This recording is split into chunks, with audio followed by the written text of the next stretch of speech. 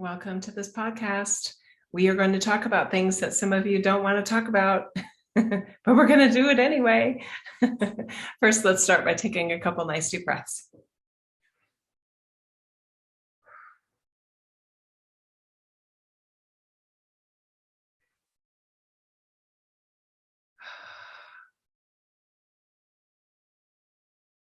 And I'm just going to ask, it's almost like a prayer to myself that I cover everything that feels like it wants to be said today.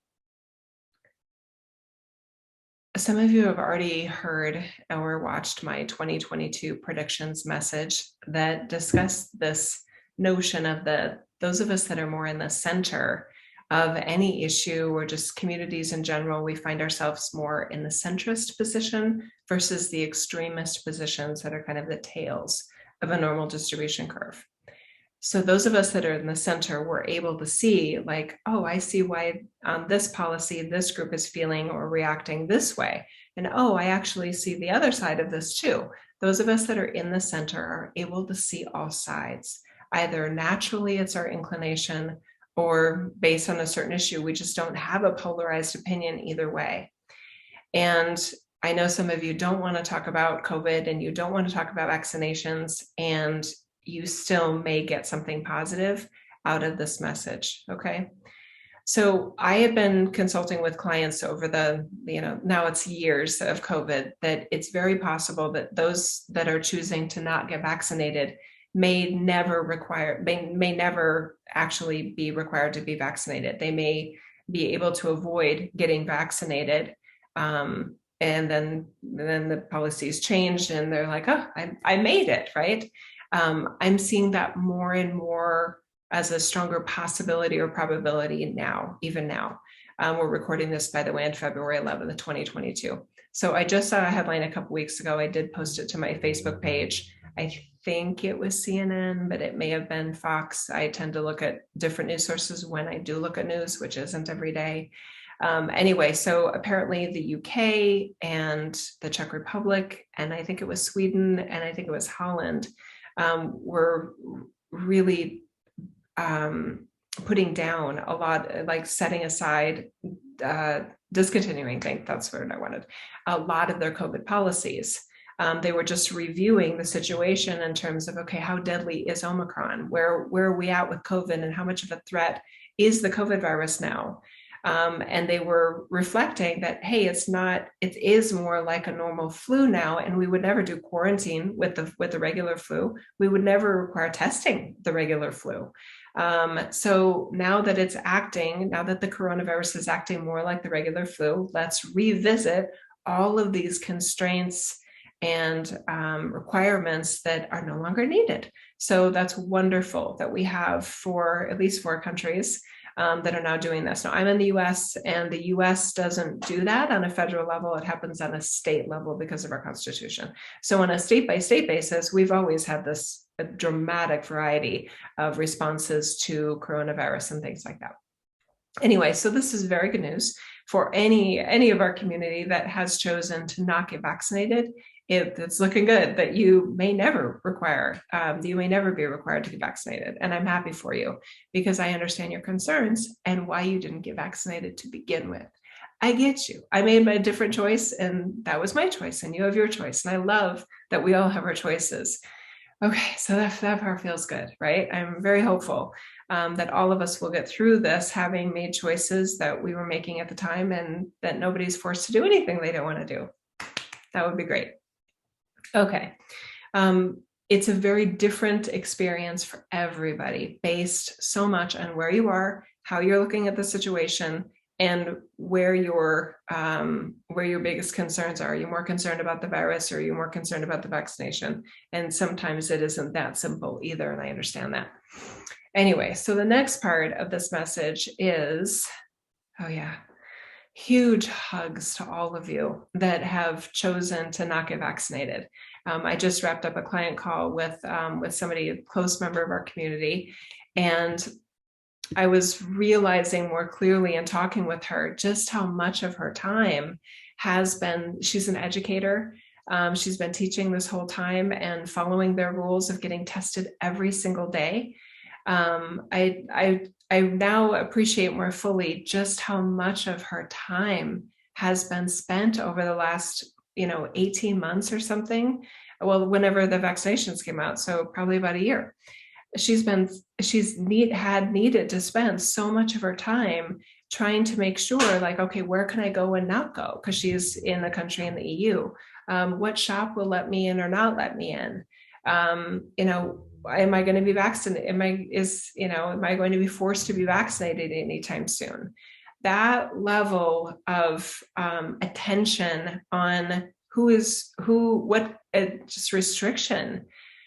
Oh my God, I'm just giving all of you a hug, because since I chose to be vaccinated pretty much as soon as I was allowed to, so that was March of Sam is all grony, hi baby, March of 2021.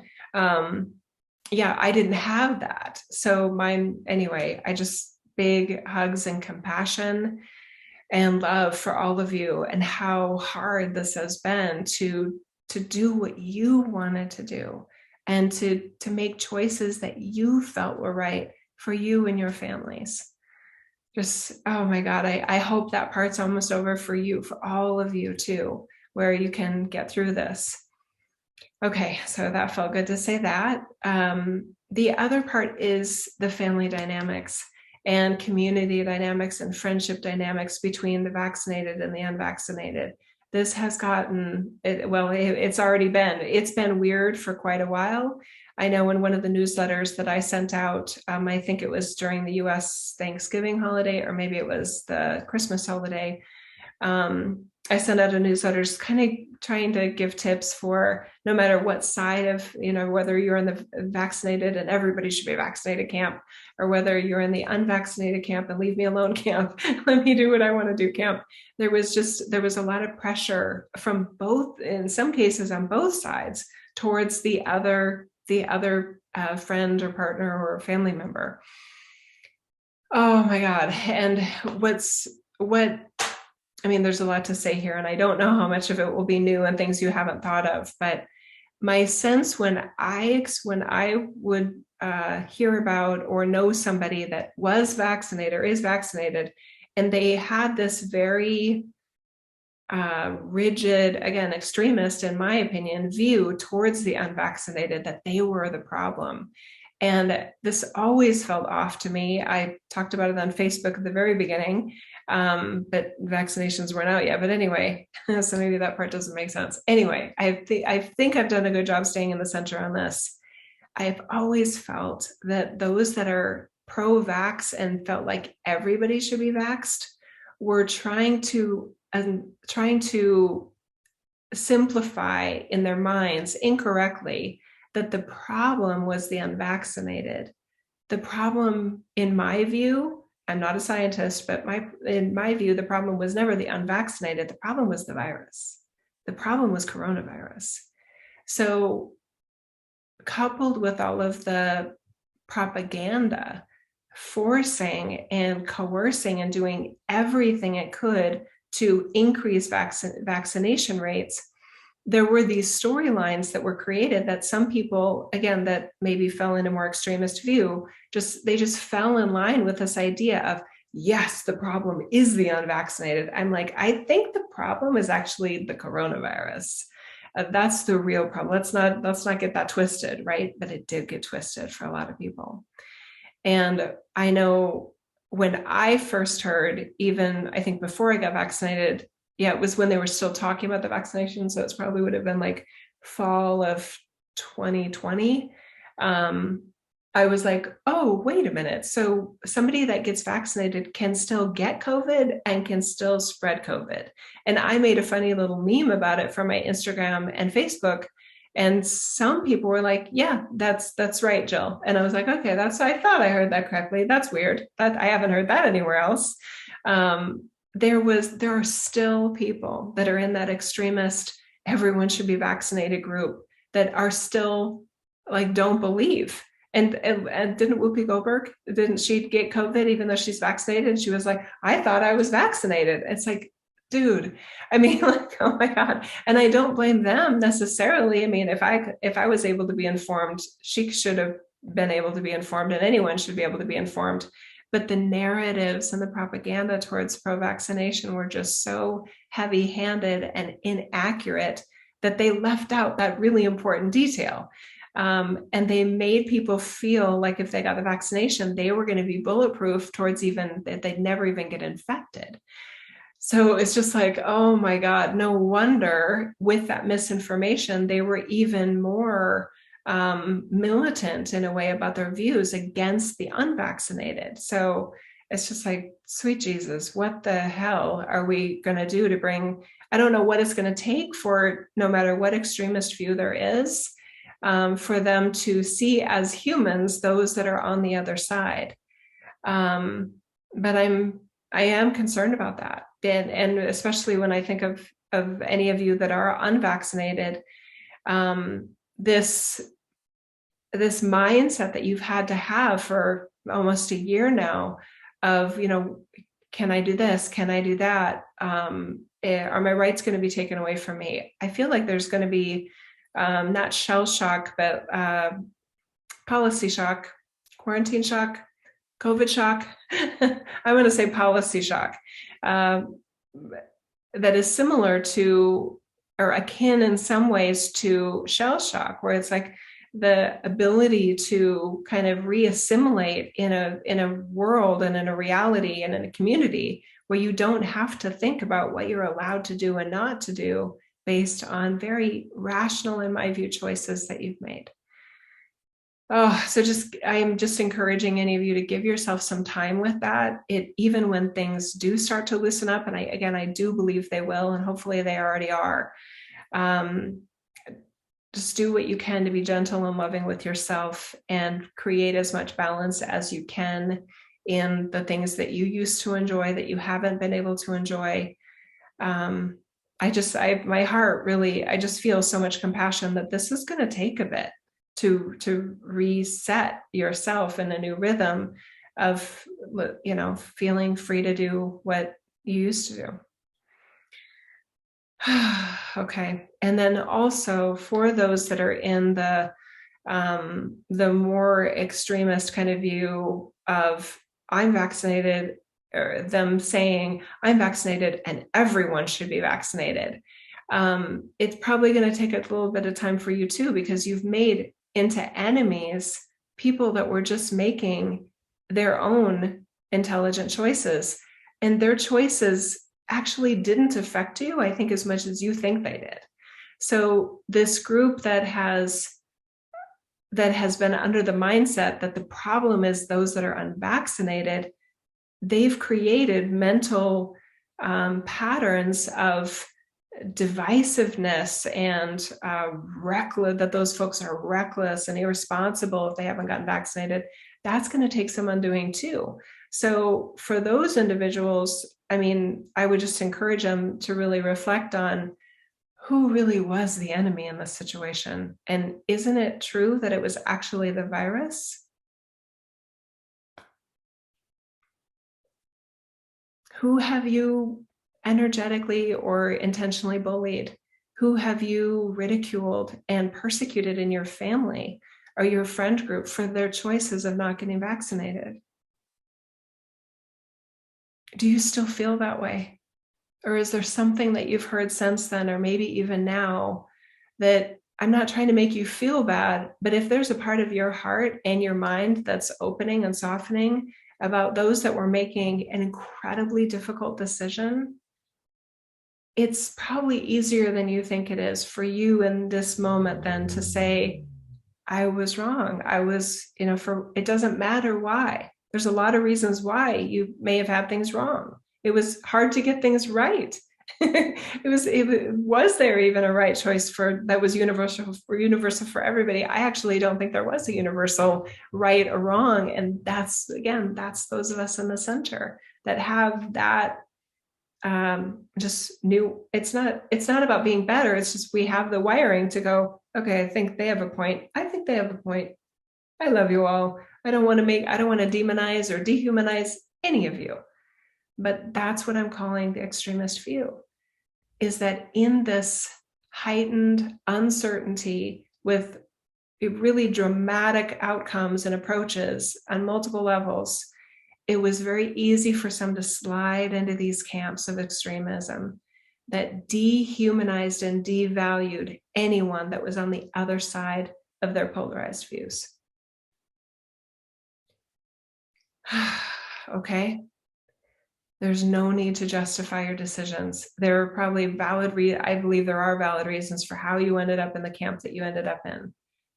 But now here we are in these camps. If COVID really is evolving into a more flu-like experience that still isn't fun and you wouldn't wish on anyone, it certainly isn't the threat that it was there for a while with Delta and the original version, et cetera.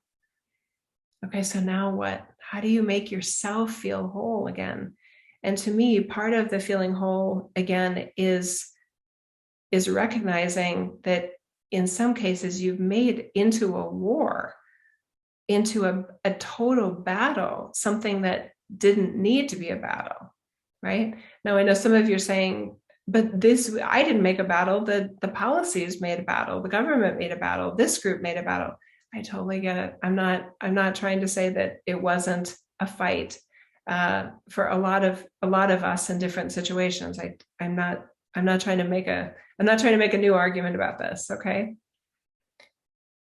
But for those that made the choice to dehumanize, right, and to draw these battle lines against those that disagreed with them or had other views, that is something that you probably want to look at. There are other explanations for why people made different choices, why policymakers made different policies. I still believe, even through this, that everyone was doing the best they can with what they know. That to me is just a stable truth in this reality. But there's so many different storylines and propaganda types of division that just crank up our emotions like a fishing line. Just like, oh, I'm gonna reel you in with this tension and division. And for some individuals, they've lived in that tension on both sides, by the way, now for almost a year, more than a year. How do you get yourself back from that? And I feel like I did step away from the pro-vaccine, everybody should be vaccinated group. I really think at some point it's like, it's okay for any of us to say, okay, I think I was wrong about that. That doesn't feel good. Is there anyone that I want to say sorry to? Is there anyone that, now that I realize that things weren't as they seemed to me at the time, can I reach out to them and say, hey, do you want to get together for tea or coffee in a place where you can both have tea or coffee, which may be in an outdoor cafe? I don't know what the situation is where you are. Maybe it's on the stoop at your place and you're serving the tea. I don't know, but it's time to get creative here, people, right? And yes, there are things that maybe you still can't do, but there's probably a lot of things you can do. And it isn't perfect, but that's what you survive off of for a while. Okay. Yeah. Okay. Let's just take a nice deep breath here.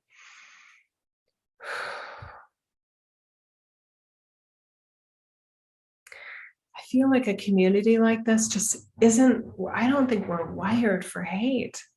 I really don't. And it's weird how hate and fear and anger and I'm right, that righteousness can hijack one's sense of what living is. And it can create patterns of just hopping from one battleground to the next, because that's where that individual feels alive, is in the fight.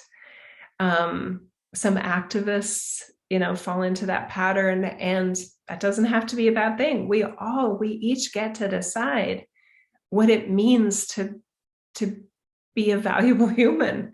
You get to decide that for you. I get to decide that for me. I'm always looking at it from another lens, from kind of an outsider lens of, is that a system of well-being? And is that system of well-being, is it a sustainable sense of well-being?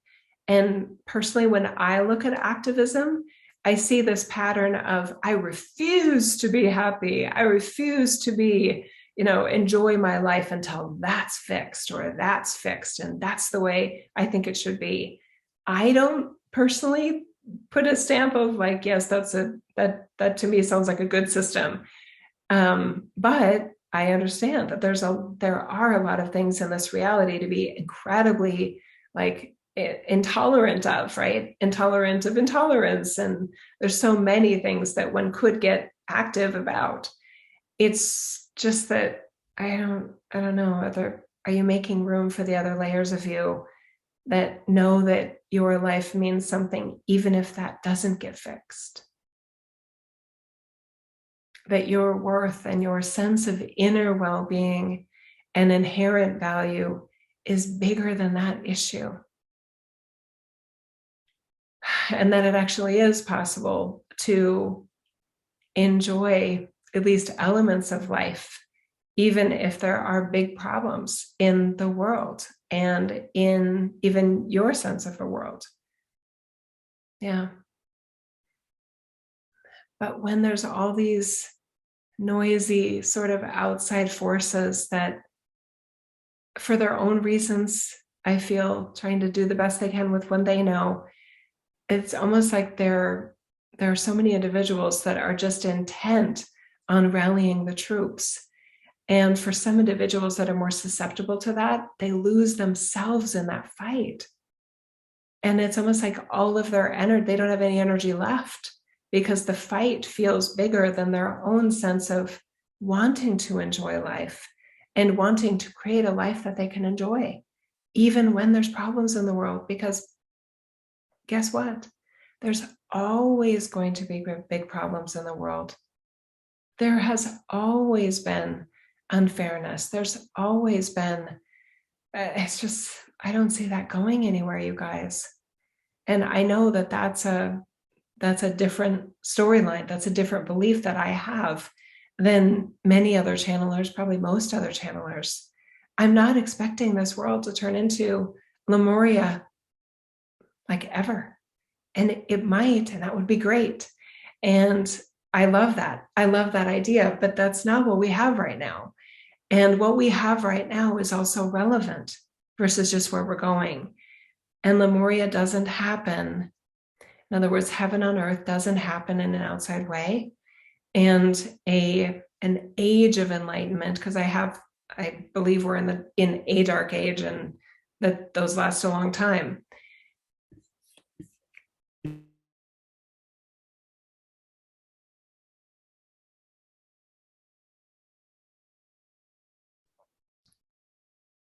I'm not preaching that an enlightenment age where there's no problems and we have no hate, we only have love and peace and joy. I am not preaching that is happening anytime soon. And there is a part of me that wonders if that's even possible on earth. And I don't want to believe that, but that is sort of where I'm at. And maybe that's a coping mechanism. I'll just be honest with you, for my Jill, that it's just easier to think maybe this is one of the golden eras and it just doesn't feel like it, but maybe the golden eras have been misrepresented. And let's just make the best of what we got, people, And I think part of the reason I go to that, if it is a coping mechanism, which it might be, is that I've been in this industry long enough to see the false hope, the incorrect predictions, and the brokenheartedness that happens for people. They're exhausted. And no wonder, because when someone has been told by people that they trust that things are about to be great and we just have one more push, we have one more domino to knock down and then we'll be there. And it's been 20 years, 20 days, 60 years, 20 weeks, whatever. At some point, you're just like, okay, yes, I can push a little bit harder. We're almost there. And then at some point, 20 years later, you're like, you know what? Maybe we're not almost there. Maybe we're not on the brink of some breakthrough of heaven on earth collectively. I value honesty and authenticity and respecting the soulfulness that every life is, even when it doesn't know it, even when it doesn't act like it, even when it creates problems in the world that others suffer from. This is a weird reality. And I don't, this whole, I know there's a lot of you that there's this notion of as above, so below. And I'm just like, I don't know what above is being looked at there, but no, this is not this, no. So I may be missing some of the nuance there of what is meant by as above, so below. You, I think those of you that know me know I am not a student of spirituality. I haven't read hardly anything. You guys are way more well read and well versed in this, and some of you probably have a very astute reflection of, no, Jill, as above, so below means this, and it is true. Okay, fine. But when I see it used in a way that is misrepresenting what this reality is, how this reality actually acts, and it creates confusion about what's about to happen or what we're on the brink or verge of. Okay, I also just miss you guys. I miss the ways that a wider group of us could just like hang out and be pleasant and be kind and be supportive of ourselves and of each other in a way that wasn't militant. I'm sad about I guess I never could have imagined, as my humanness, I know as my soulfulness, nothing surprises us, right? But as my humanness, I'm like, God, what the hell? I mean, when I think of a yoga teacher or a yoga community, I think of this really like peacenik sort of hippie vibe of, let's just, relax in your body, man. It's sort of, and it's changed into something where there's a pitchfork like ready to go. And it makes me just sad, because I'm not saying they don't have a point. I'm just like, is that really who you want to be? I mean, like, where did you come up with this pitchfork? Because they don't hand those out in yoga studios. What happened to so many people that it's like they're not even recognizable anymore? And in a way, I know what happened. This coronavirus had impacts on humanity that are shocking, and WTF on all sides. There are so many individuals that with enough of their normal feel good, I can get through this life if I have X, Y, and Z sort of experiences, and then they were taken away from them, or there was the sense that they were being taken away from them. That doesn't make for your best you, right? It festers and fosters this version of self where I think some humans don't even recognize themselves. And I'm thinking of the grandparents that told family members, if you're not vaccinated, you can't come. When they were, even though they were vaccinated, they were capable of getting COVID, spreading COVID, etc. It's just like, oh my God, I think of the grandparents that wouldn't, like, you're vaccinated, you can't come.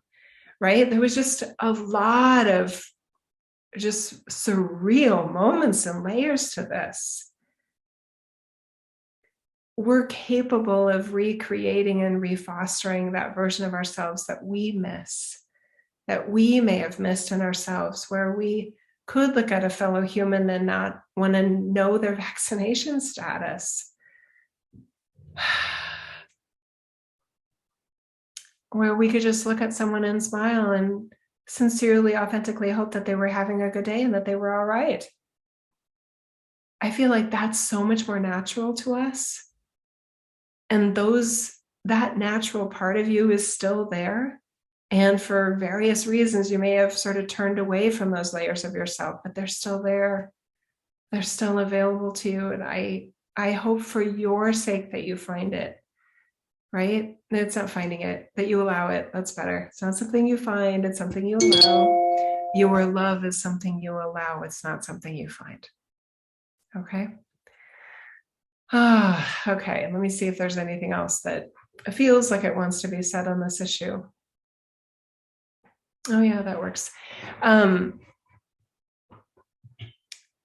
know it's very satisfying in our humanness to feel like we have everything we need, and that in terms of an issue, like I have all the information I need, I have this 100% figured out, and the correct answer for me is this. That can be fine.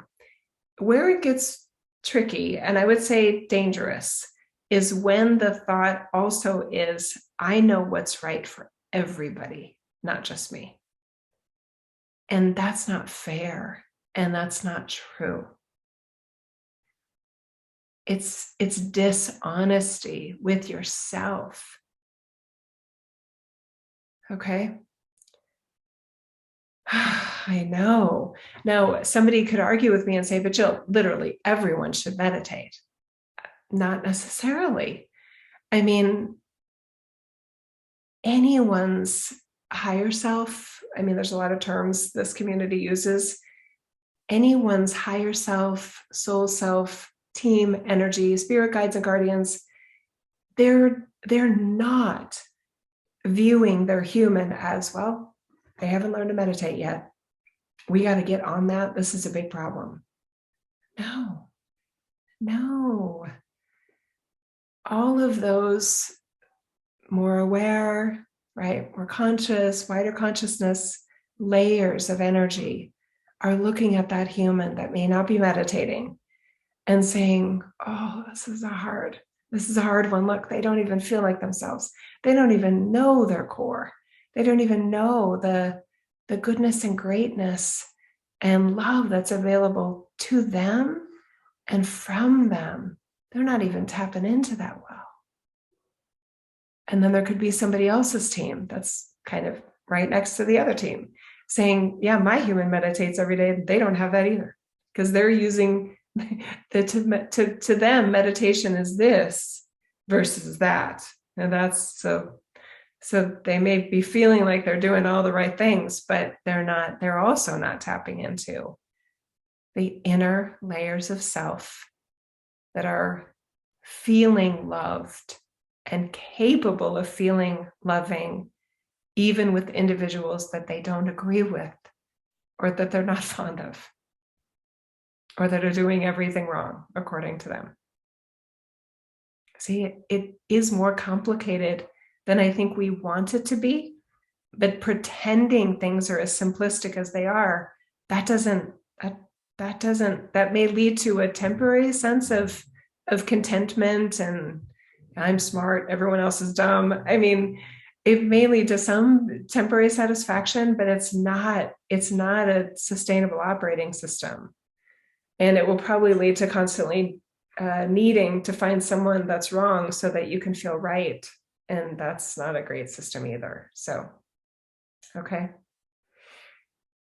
Okay. So our advice for anyone here is to allow for the layers of you that know that you are loved, even when you don't feel like you deserve to be. You're loved even when you're doing things wrong. You're loved even when you don't have all the right information. You're loved even when you are making enemies out of people that are just trying to make their own choices. And that you have the option of also loving all of those people along with yourself. And that is where the grace and the compassion and even forgiveness, if needed, is available, again, for ourselves and for everyone. This healing this mending is going to take some time. And I would say 80% of it's on an inner level, especially for those of you that have not felt that centrist view, that cannot see the validity of the opposing view. That you not only can't see it, you're sure it's not there, right? That any of you that feel that way, You deserve another operating system, another viewpoint of so many things, so that you can access a level of well-being that is completely internal, that has nothing to do with governmental policies of any kind. And that is heaven on earth within that self that was never not available. It's always been available, even in a dark age, with the right ideas and belief systems and sense of self that allows for it. Okay. Yeah, I'm losing my voice. Gotta go.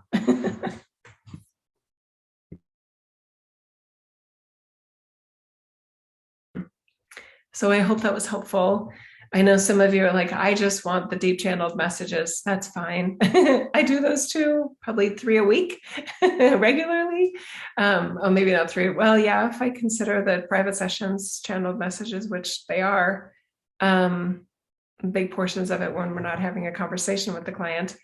Yeah, we're offering a lot of that type of message. And this felt right to share with the public community and the podcast and YouTube arena. Okay.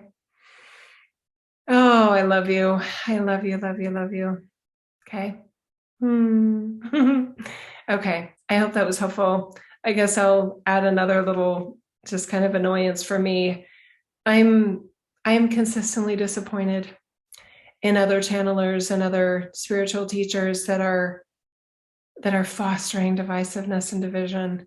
It just bums me out, because I see their wiring. I see how they could be creating a better way to address the problems that they're, I think, wanting to be addressed. There's always a better way to do that doesn't require hate. It doesn't require any pitchforks. It doesn't require any demonization of another group making another choice. And it also does not lead to people creating extra things to be afraid of that are not a threat. In leadership, in government leaders, in global leaders. I mean, when I see that type of to me, it's just total bullshit. And it makes life harder, but they're under a spell of misinformation and they're sure they have the right information. And I can't prove they're right and they can't prove they're right. I can't prove they're wrong and they can't prove I'm wrong. So it is this weird little gray area that's beyond the ability for human proof, but yet has dramatic consequences when we might be wrong about something. So I just never want anyone to have to sacrifice their inner sense of well-being and their ability to feel creator of origin, God's love for everyone. Period. End of sentence. End of podcast. I love you guys. Bye-bye.